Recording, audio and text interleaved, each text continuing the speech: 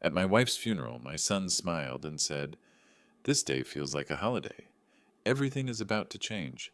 Those words cut through the waves of my grief like a blade of ice. My heart shattered not only from losing Helena, but from realizing I had raised a stranger.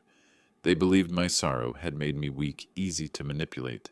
What they didn't know was that Helena had left me one final gift, not money, but a plan. And as they celebrated their mother's death, as if it were a promotion, I began to understand that this funeral was not an ending, but the beginning of their downfall. Before I reveal how Helena's final gift changed everything, tell me in the comments below.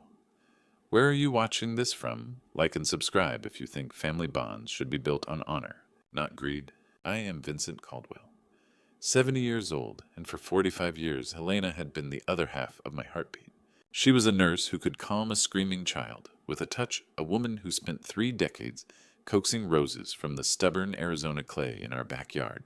Every morning she would bring me coffee in the blue ceramic mug she'd bought on our honeymoon, and every evening we would sit on our back porch watching the sunset paint the desert mountains purple and gold. Without her, the world felt like a blueprint, with half the measurements erased. But as I stood there accepting hollow condolences from neighbors whose names seemed to evaporate the moment they spoke them, I heard Trevor's voice cut through the murmur of sympathy like a blade through silk.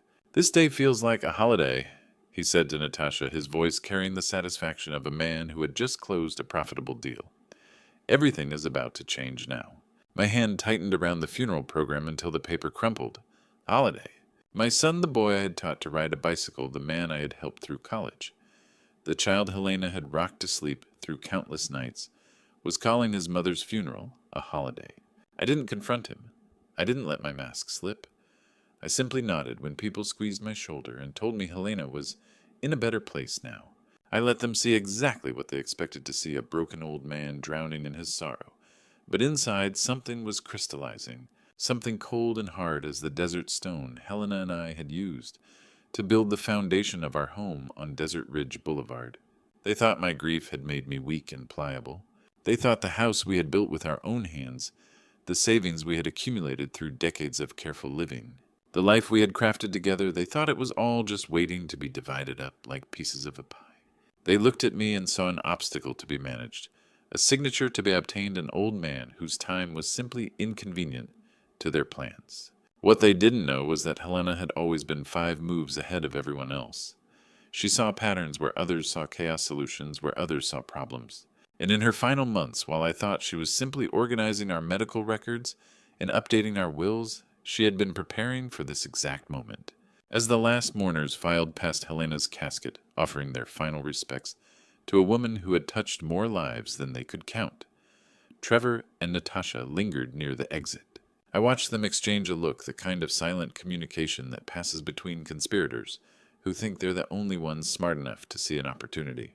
That night, as I sat alone in our house for the first time in 45 years, I understood something with perfect clarity. This funeral wasn't an ending. It was the beginning of a war my son had just declared on his father. And thanks to Helena's final gift, whatever that might be, I wouldn't be fighting it unarmed. The desert wind rattled the windows of our home, and somewhere in that sound, I could almost hear Helena's voice, whispering the words she used to say when she was working out a particularly complex problem. "Patience, Vincent.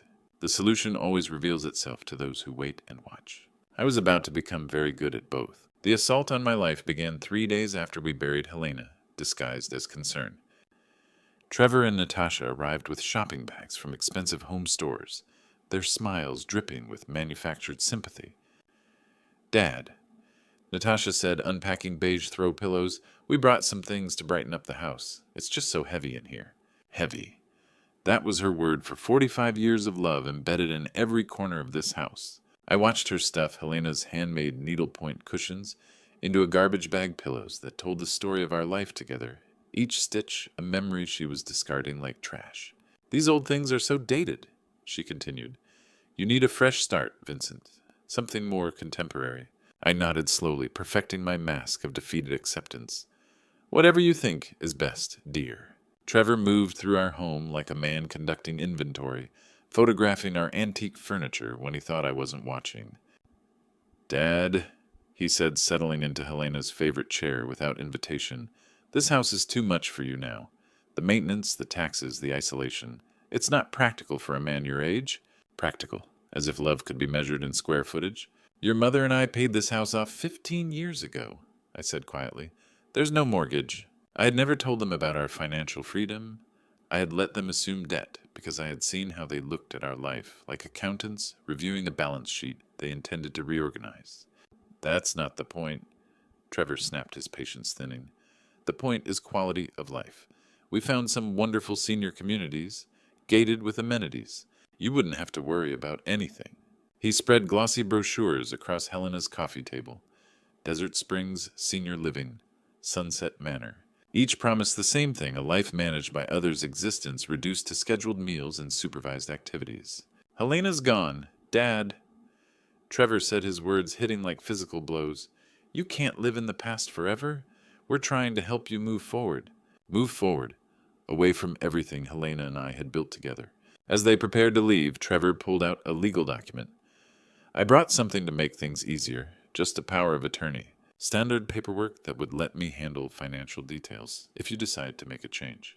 I took the document with deliberately trembling hands. This is a lot of legal language, son. My eyes aren't what they used to be. Helena always handled these things. Of course, Dad. Take your time. His smile was patronizing. He saw a confused old man overwhelmed by paperwork he couldn't understand. After they left, I sat among their sterile improvements. But hidden beneath the new pillows was a small digital recorder. Every word of their concern had been captured. I opened my phone and typed, Day 3. Trevor and Natasha replaced Helena's pillows. Discussed selling house. Trevor presented power of attorney. Claimed it was for my own good. They thought my silence was surrender. They had no idea my silence was evidence, and I was just getting started collecting it. A week after the funeral, the silence in our house had become unbearable. Every room echoed with Helena's absence. Every corner held memories too heavy to carry alone. I found myself avoiding the living room with its alien beige pillows, avoiding the kitchen where her coffee mug still waited in the cabinet. But Helena's study called to me. It was the one room Trevor and Natasha hadn't dared to improve. The room still smelled of lemon oil, and old paper still held the precise organization that had been Helena's signature. Her desk sat exactly as she had left it, with a half-finished crossword puzzle and a pen resting beside it. I sat in her chair, running my hands over the worn leather armrests. Helena had always been the architect of our life, while I was the builder who followed her blueprints. She saw patterns where I saw chaos solutions, where I saw problems. The bottom drawer had always been stiff, requiring the right combination of pulling and jiggling. When it finally opened with a soft groan, I found the usual contents, old tax documents, warranties, receipts from decades past. But tucked beneath them was a heavy manila envelope I had never seen before. Taped to the front was a smaller envelope with my name in Helena's elegant handwriting. Beside it, secured with yellowing tape, was a brass key I didn't recognize. My fingers trembled as I opened the letter. Helena's voice rose from the page so clearly I could almost hear her speaking, My dearest Vincent. She had written, If you are reading this, then I am gone, and I am sorry for the silence I have left you in. But I know our son will try to fill that silence with noise, with plans that serve his interests, rather than your heart. The words hit like a physical blow. She had known. Somehow Helena had seen this coming. For the past 3 years I have been preparing for this day. I have watched Trevor's impatience grow, seen how he looks at our life as if it were a balance sheet waiting to be liquidated. I could barely continue reading through my tears. I have not left you defenseless, my love. The key opens a safety deposit box at First National Bank of Arizona on Camelback Road. The man you need to speak to is Harrison Webb. He has been my attorney for 3 years, and he knows everything. Do not let them make you small, Vincent. Our life was not small. Fight for it. She had signed it simply, Forever yours, Helena. I held the cold brass key in my palm, feeling its sharp edges press into my skin. For the first time since Helena's death, I felt something other than grief. I felt purpose. She hadn't just left me memories and regrets. She had left me weapons. That night I sat in our bedroom holding her letter, reading it again until I had memorized every word. Outside, the desert wind rattled the windows, but for the first time in a week, the sound didn't feel lonely. It felt like Helena whispering instructions. Tomorrow I would go to the bank. Tomorrow I would meet Harrison Webb. Tomorrow I would discover what my brilliant, loving wife had left me to fight with. Tonight I would mourn the woman who had loved me enough to protect me even from beyond the grave. The First National Bank of Arizona felt like a fortress of granite and glass. The safety deposit box required 2 keys, mine and the bank's, and when the teller slid the long metal drawer from its vault, I found a single item, a thick blue legal folder that seemed to weigh more than it should. Harrison Webb's office occupied the 17th floor of a downtown Phoenix high-rise with windows that made the sprawling desert city look organized and manageable.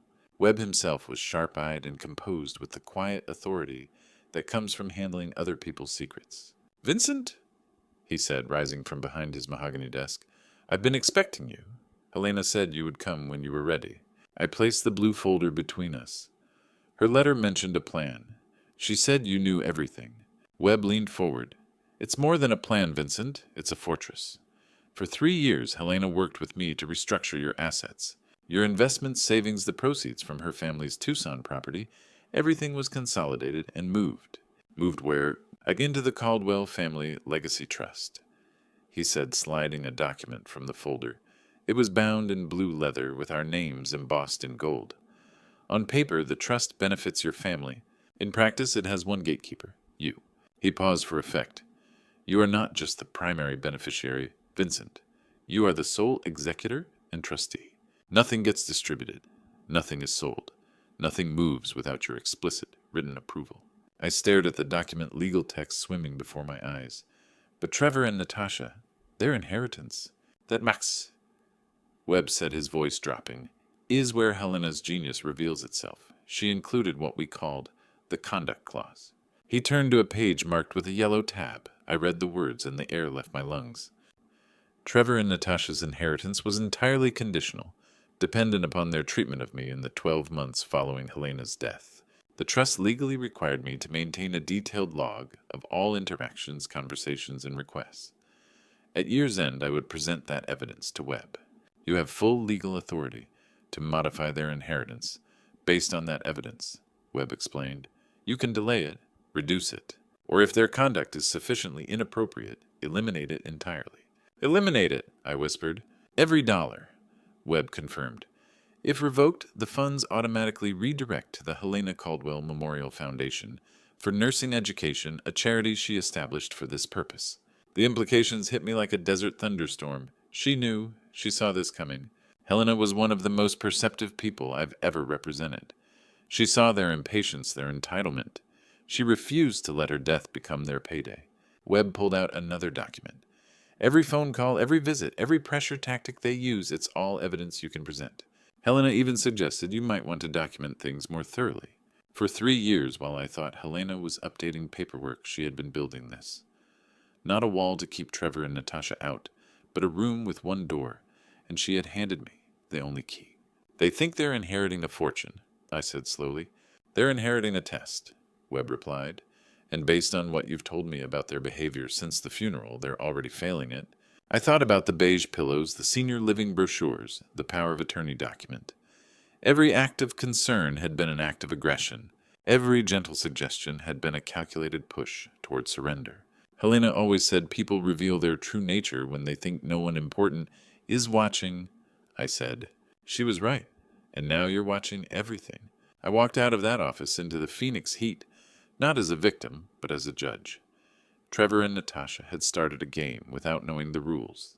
Helena had just handed me the entire rulebook, and I intended to use every page. 3 weeks after my meeting with Webb, I was no longer playing defense. It was time to get a new pair of glasses, the kind that could see in the dark and remember everything they witnessed. The squeaky floorboard in the hallway had been bothering me for months, giving me the perfect excuse. I called Eddie Kowalski, my old partner from 20 years of electrical work across Phoenix and Scottsdale.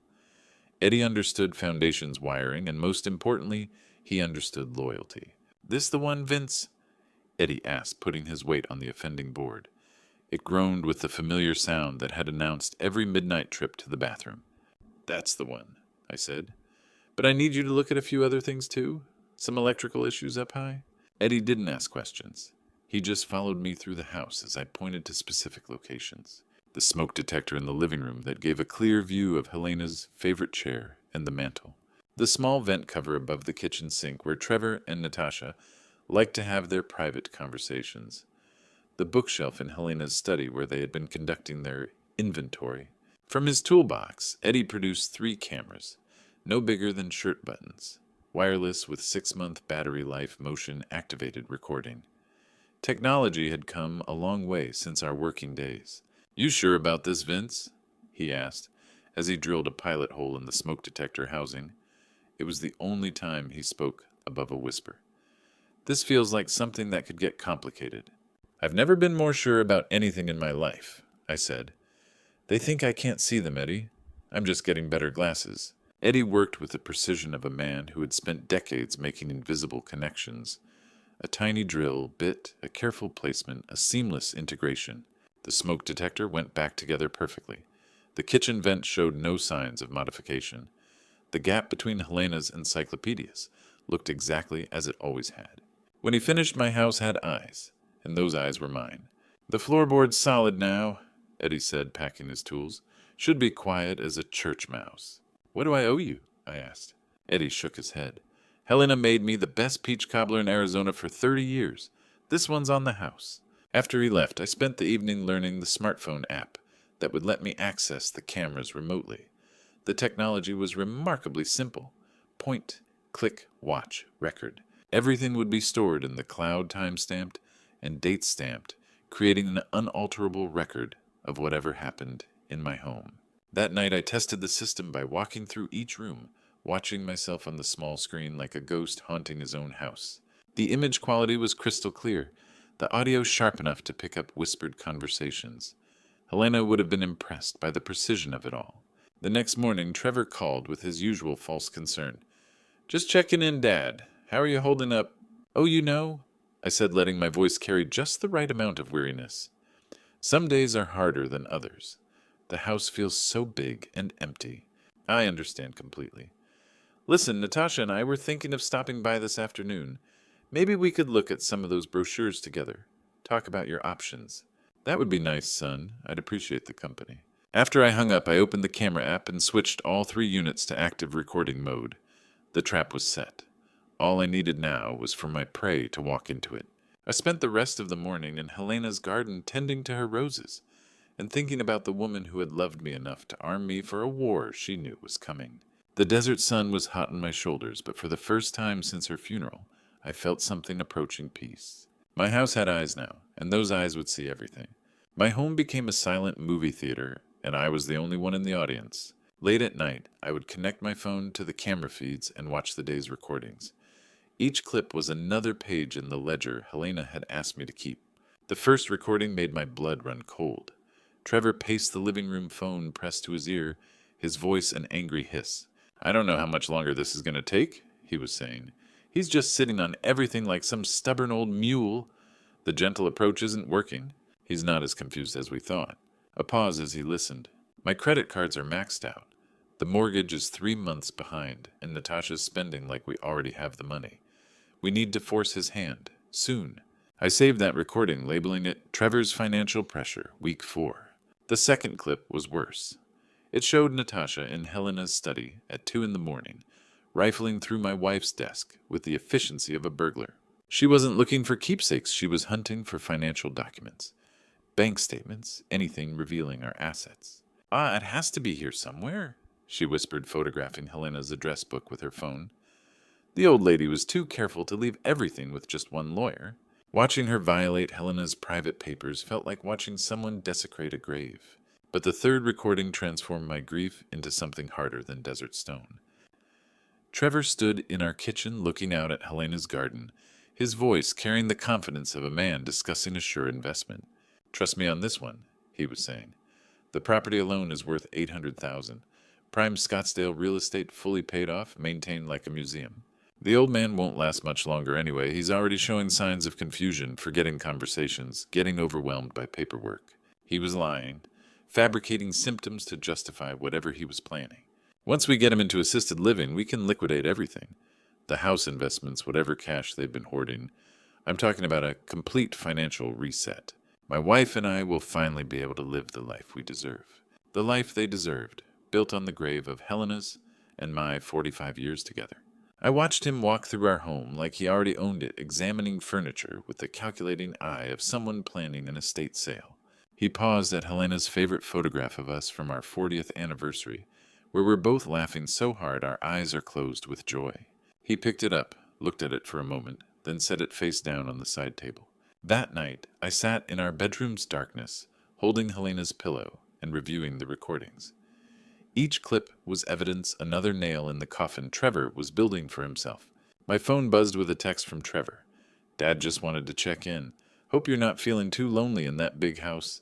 We're here for you whenever you're ready to make some changes.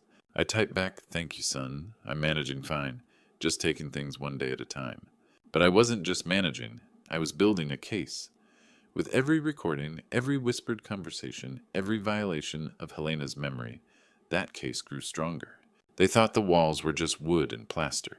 They had no idea the walls had eyes, and those eyes belonged to a man who was no longer grieving. I was hunting. The breaking point came on a Friday afternoon in the 5th week after Helena's funeral.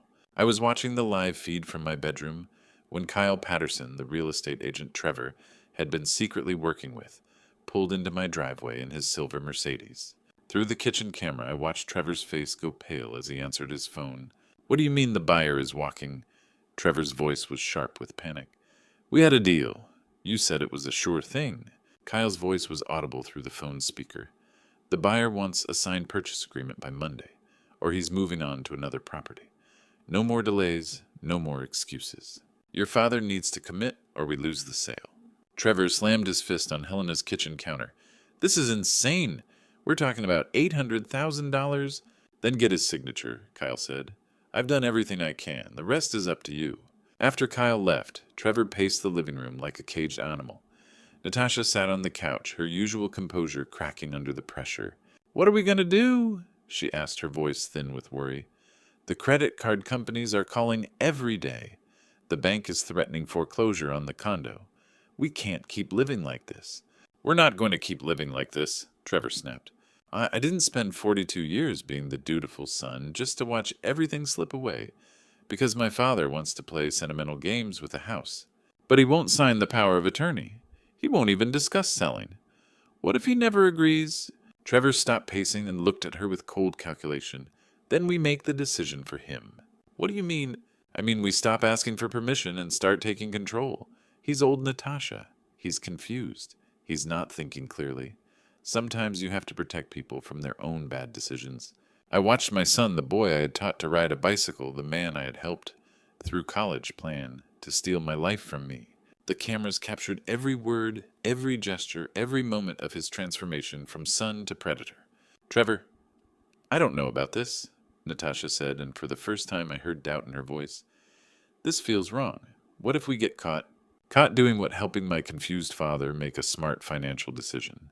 Taking care of family business when he's too overwhelmed to handle it himself. Trevor's voice was smooth now, persuasive. We're not stealing anything, Natasha. We're protecting his interests, and ours. But forging his signature, it's not forgery if we're acting in his best interests. It's called taking care of family. That night, I watched them through the study camera as they searched Helena's desk, again this time looking for examples of my handwriting. Trevor found an old birthday card I had signed and held it up to the light, studying the loops and angles of my signature. This could work, he said. Vincent Caldwell. The V is distinctive but not too complicated. The rest is pretty standard. Natasha looked uncomfortable. Trevor, this is a felony. If anyone finds out. No one is going to find out, Trevor said firmly. Dad's not going to examine every piece of paperwork with a magnifying glass. He trusts us. He thinks we're trying to help him. Are we trying to help him? Trevor looked at his wife with something approaching contempt. We're trying to help ourselves, Natasha, and there's nothing wrong with that. This money has been sitting here doing nothing for years while we struggle to pay our bills.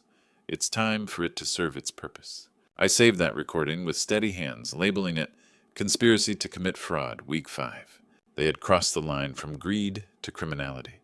They had moved from wanting my inheritance to stealing it.